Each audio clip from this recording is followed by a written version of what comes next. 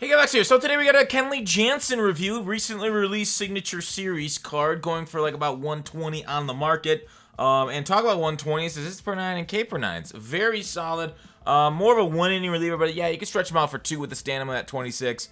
Walks per 9 is 91. Home runs per 9, 85. Clutch 125. Control 92. Velocity 99. Break 99. And the break 99, I think, is on his cutter. It does move quite a bit. I'll have a comparison of all the pitches here shortly. But basically, the per 9s, hits per 9, K per 9s, are going to bail you out quite a lot. The home run per 9 may not bail you out as much as some other pitchers do, you know, the Kershaws of the world, but so he can't give up a dinger. But you'll see, because I'm going to have it both where I'm against him and I'm playing as him.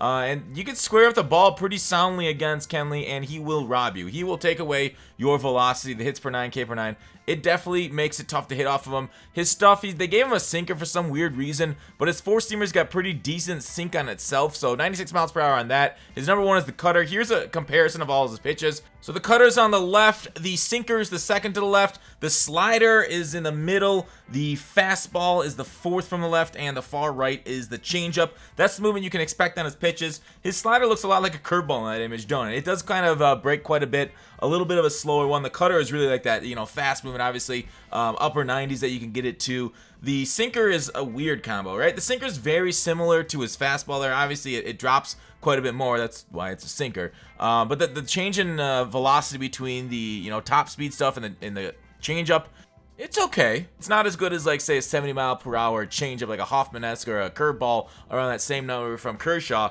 But a pretty good pitch repertoire. The issue is, like, I think it's been easy for people to hit Jansen up until maybe getting that sinker. Like, the sinker does kind of take him. I don't know why they just artificially gave him a sinker. Maybe it's like a pitch was misclassified like 5 years ago from a four-seamer to sinker, and they're like, oh, give him a sinker, make him an end game closer because of that. So he would have been great without it. But overall, like, solid movement there. You really can't ask for much more on a closer this year than a sinker. So what's there to complain about, right? He's got great horizontal movement, vertical movement on the change and slider, and then just, maybe a little wild for me, but his walks per 9, it's not the worst. Like, I've pitched very well with Nolan, so being able to pitch with him and then going out there with Jansen, it's a little bit easier, but you still got to control. You still got to hit your spots, or else you'll leave pitches right over the middle plate. And as we all know, a cutter left over the middle plate, it seems to explode off the bat a little bit more. That cutters and two-seamers seem to explode, but it does have a lot of horizontal movement. So if you can kind of match up your cutters and sinkers, like, make sure make one go off the, like, yeah, see that I'm just hanging it, or not really, can't really hang a fastball. You can put it on the middle, but on the edges it's pretty solid.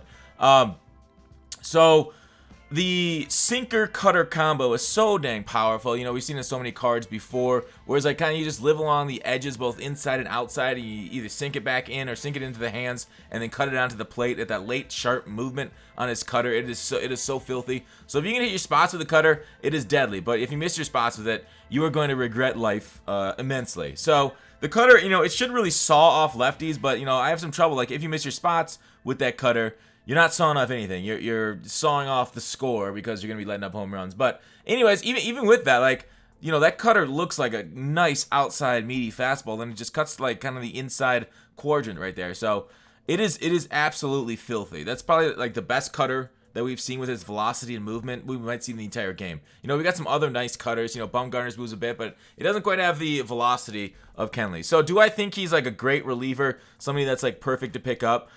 I guess I don't know if I consider him perfect. It feels like, I don't know if it feels like maybe people are able to hit him decently. There's a walk that's just all my fault because I can't hit my spots. But I don't know if he's as good as, say, who's the number one reliever. I think he's better than Wagner. I don't know. Wagner, it feels like righties can hit Wagner pretty well. Lefties, obviously, if you can't pitch, if you leave pitches over the middle of the plate, anybody can hit you because these are top tier players. I think this is at Hall of Fame level. Yes, this is at Hall of Fame level, so everything you're seeing, all the hits that you're seeing against me are there. But having a changeup right there, being able to go down to 88 from high 90s, it's not like the biggest mile per hour difference, which is unfortunate. But a sinker singing in at like 95, 96, nice. Cutter coming in here, off the plate, way to lay off there, 96. That looked nice. Like, maybe set that up with a fastball right on the corner there, and they're like, wait, what's going on? So a changeup at 88.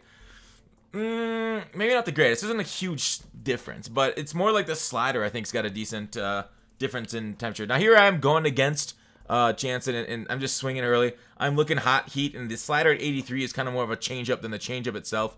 But we're looking hard pitch, high, up out of the zone at 97, let it go. So then you just throw a high sinker and you sink it down into the zone. That's kind of what I expected him to do, was throw like a high sinker right there, and then I was going to try and blast it, and eventually just ground out, because that's what you do with high sinkers, or pop out. That I was behind it, poor swing, and he was able to get me out there. So still testing out Kiner. I'm wondering if his poor defense is going to be able to make up for with the bat. Problem is, line drives happen to everybody. Late jams, you're going to get, I'm going to get out on a lot of those. The opponents won't. Those will be base hits for the opponents.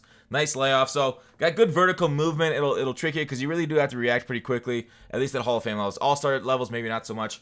High cutter coming in at the same velocity, has a lot of four-seamer sinkers. Does kind of fool you. It's nice. But do I think Jansen's worth the price?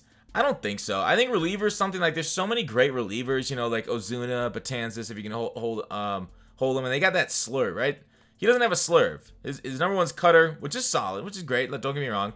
But I think, like, bullpen, obviously bullpen arms are very expensive, but it feels like good enough is good enough sometimes. Like, you can pitch as well with like golds as you can with diamonds on bullpen pieces, because of how nasty a lot of those pitches are. So it's a good position in your roster, like, to cheap out on. Whereas a lot of other positions, you get free cards. But yeah, I go ahead, grab yourself Kenley if you can afford him. But otherwise, I don't think he's a must buy. Thanks for watching Call to Action. I'll see you tomorrow.